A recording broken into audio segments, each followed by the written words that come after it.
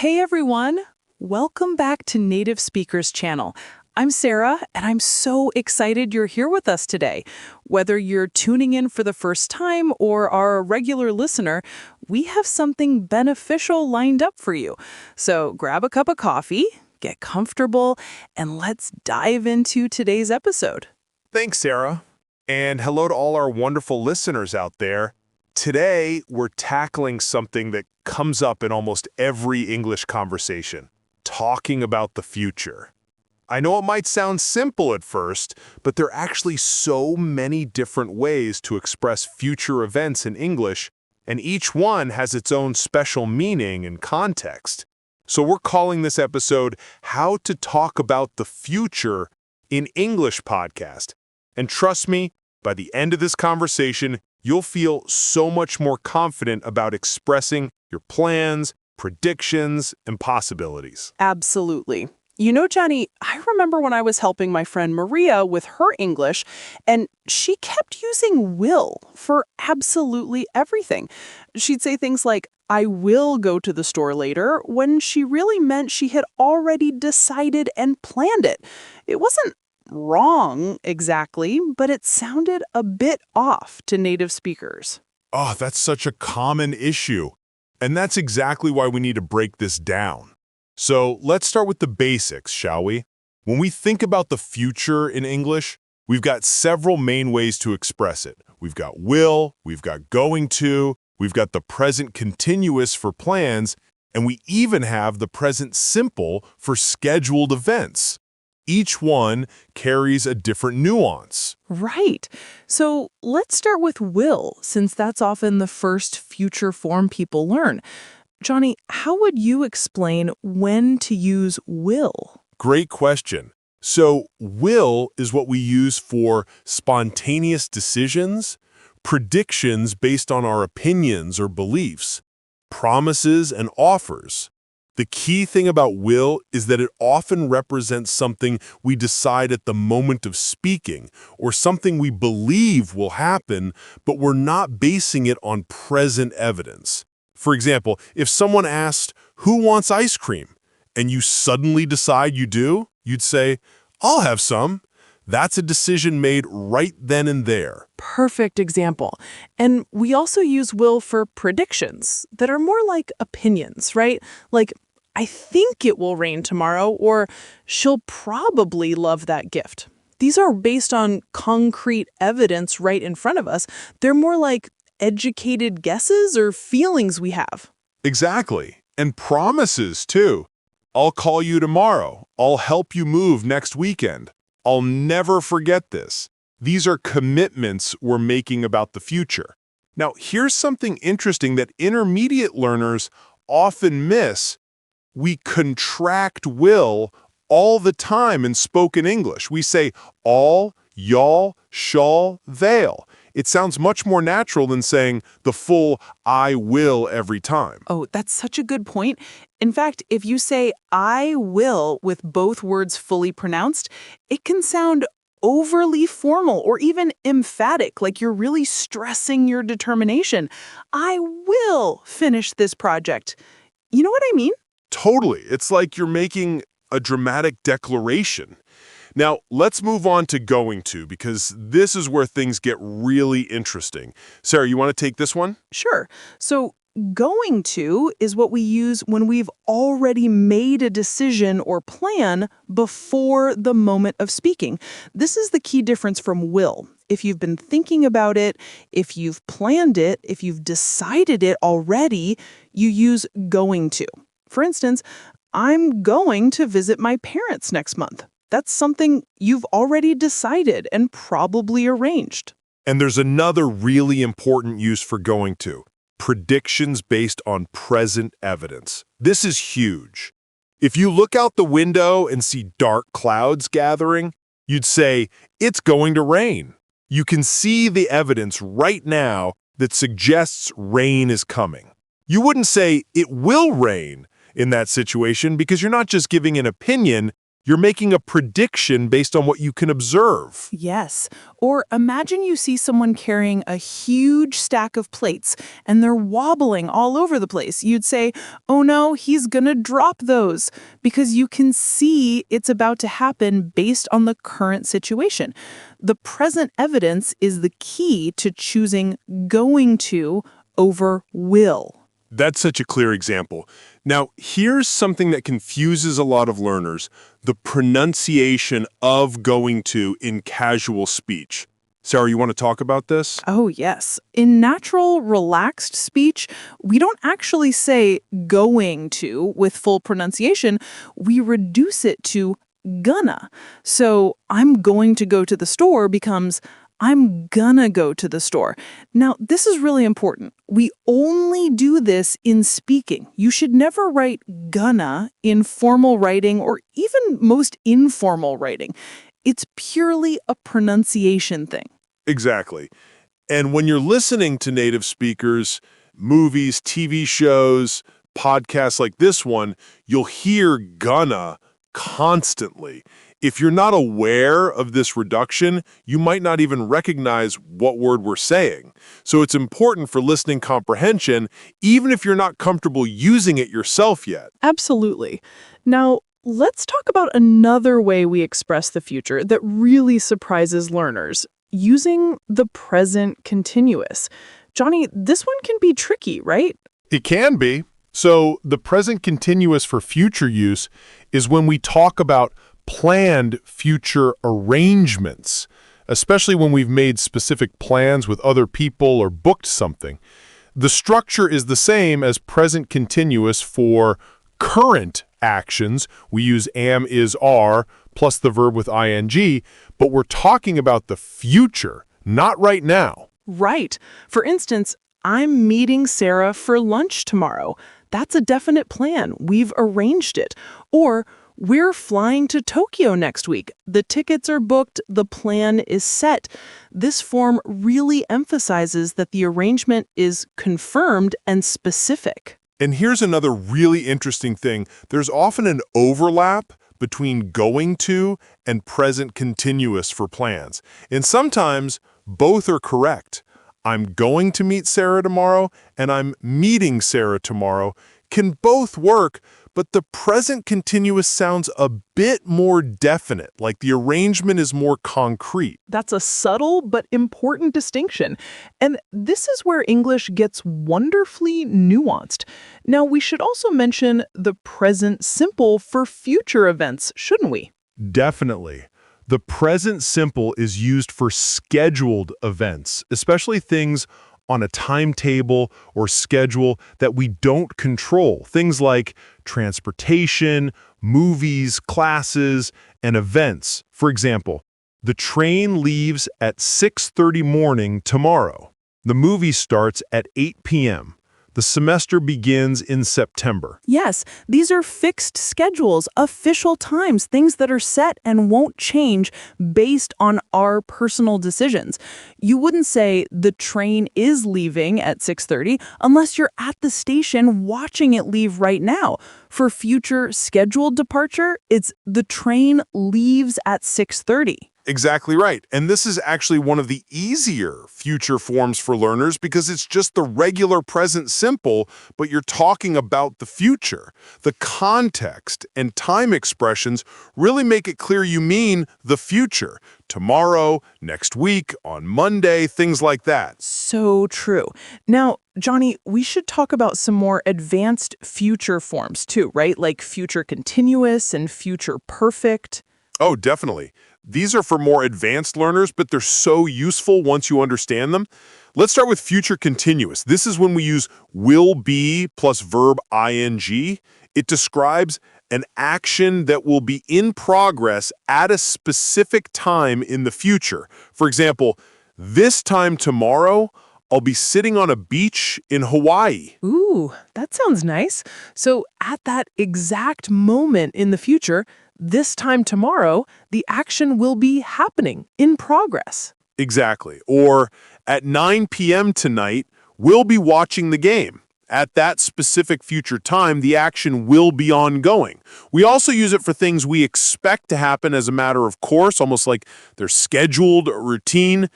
I'll be seeing Tom later, so I can give you your message. Right. It's like, yeah, that'll be happening anyway, so no problem. Now, future perfect. This is the one that really separates intermediate from advanced learners, I think. It really does. Future perfect is will have plus past participle. We use it to talk about an action that will have been completed before a specific time in the future. For example, by next Friday, I will have finished the report. So next Friday is the future point, and before that point arrives, the finishing of the report will be complete. That's such a clear explanation. And we can make it even more complex with future perfect continuous, will have been plus verb ing, to emphasize the duration of an action up to a point in the future. By December, I will have been working here for 5 years. It emphasizes the continuous nature of the action over that time period. Right. Though I have to say, that one is pretty advanced and not used super frequently in everyday conversation. But it's good to know it exists and to recognize it when you hear it. Absolutely. Now, let's talk about something really practical. Time expressions that we use with these different future forms, because the time words you choose can really help signal which form to use. Oh, this is so important. So for general future, we've got words like tomorrow, next week, next month, next year, in an hour, in 3 days, soon, later. These work with most future forms depending on the context. Right. And then we've got some that are more specific. By is often used with future perfect. By tomorrow, by 5 o'clock, by the end of the month. It indicates a deadline or a point by which something will be completed. I'll have finished by then. And at this time or this time tomorrow, next week, often signals future continuous. This time tomorrow, I'll be flying to London. Also, in for duration is common. In 2 hours, in a few days. These can work with various forms, but they're very common with will and going to. And don't forget about when and before after for talking about the sequence of future events. When I get home, I'll call you. Notice we use present simple after when, even though we're talking about the future. That's a really common mistake. Oh my gosh, yes. Learners often say, when I will get home. But that's wrong. After time words like when, before, after, as soon as, until, we use present simple for future meaning. As soon as I arrive, I'll text you. Before you leave, please turn off the lights. After she finishes her exam, we'll celebrate. That's such an important rule. And it applies to conditional sentences too. If it rains tomorrow, we'll stay home, not if it will rain. The if clause uses present simple even though we're talking about a future possibility. Exactly. First conditional. If plus present simple, then will in the result clause. If you study hard, you'll pass the exam. This is for real possibilities in the future. And while we're on conditionals, we should mention that there are other structures for talking about future possibilities too, like might, may, and could for uncertain futures. Great point. If you're not sure something will happen, you can use these modal verbs. I might go to the party means it's a possibility but not certain. She may call later means perhaps she will, perhaps she won't. We could visit Japan next year means it's one possible option we're considering. These are so useful for sounding less definite and more flexible. In English, we often soften our statements like this, especially about plans that aren't completely confirmed. It's more natural to say, I might be a bit late, than I will be late if you're not completely sure. Absolutely. And there's another form we should mention, be about to, for immediate future. This is when something is going to happen very, very soon. The movie is about to start. I'm about to leave. She's about to announce the winner. Yes, it creates a sense of immediacy. It's happening right now or within seconds or minutes. And there's also be due to for scheduled events, especially things with official schedules. The baby is due to arrive in June. The train is due to depart at noon. Right. Due to has that sense of expected timing based on a schedule or a plan. Now, Sarah, let's talk about some common mistakes learners make with future forms, because I think this will really help our listeners avoid these errors. Oh, definitely. Okay, so mistake number 1, using will for everything. We touched on this earlier, but it's so common. Learners often say, I will go to the store, when they've already decided and should say, I'm going to go to the store, or I'm going to the store. Yes, remember, will is for spontaneous decisions and predictions without present evidence. If you've planned it already, use going to or present continuous. Good one. Mistake number 2, forgetting time expressions or using them incorrectly. The time expression really helps make clear you're talking about the future and helps choose the right form. I go to the store without context sounds like present simple, habit, but I'm going to the store later is clearly future. Good one. Mistake number 3, using will after when, if, before, after, and other time or conditional words. Remember, it's when I get home, I'll call you, not when I will get home. That's such a persistent mistake. Mistake number 4, mixing up going to and will with predictions. Remember, if you can see present evidence, use going to. If it's your opinion or belief, use will. Exactly. And mistake number 5, pronouncing going to fully in casual speech. Remember, native speakers say gonna in relaxed conversation, and if you always say going to with full clarity, you might sound overly formal or stilted. Though again, never write gonna in formal contexts. It's speaking only. Right. Okay, so let's do some practice examples to really solidify this. Sarah, I'll give situations and you tell me what you'd say. Perfect. Go ahead. Situation 1, you look outside and see storm clouds gathering. What do you say?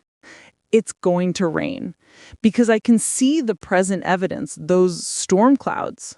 Excellent. Situation 2, someone asks who wants to go get ice cream right now, and you suddenly decide you want to go. I'll go, or I'll come with you. It's a spontaneous decision at the moment of speaking. Perfect. Situation 3, you've booked a dentist appointment for next Tuesday at 3 p.m. Your friend asks about your plans. I'm going to the dentist at 3 p.m. next Tuesday, or I have a dentist appointment at 3, using present continuous for a specific arrangement. Great. Situation 4, you're asking about train schedules. When does the train depart? When does the train leave? Or what time does the train leave? Using present simple for scheduled events. Excellent. Now, situation 5, it's Monday, and you want to talk about what you'll be doing at this exact time on Wednesday. You'll be in a meeting. This time on Wednesday, I'll be sitting in a meeting. Or this time on Wednesday, I'll be in a meeting. Using future continuous for an action in progress at a specific future time. Perfect. And last one, situation 6. Today is May 1st, and by May 15th, you will complete your project. What do you say? By May 15th, I will have completed my project, or I'll have finished my project by May 15th. That's future perfect because it'll be complete before that future point. You nailed every single one. That's exactly how a native speaker would handle those situations. This really shows how context determines which future form we use.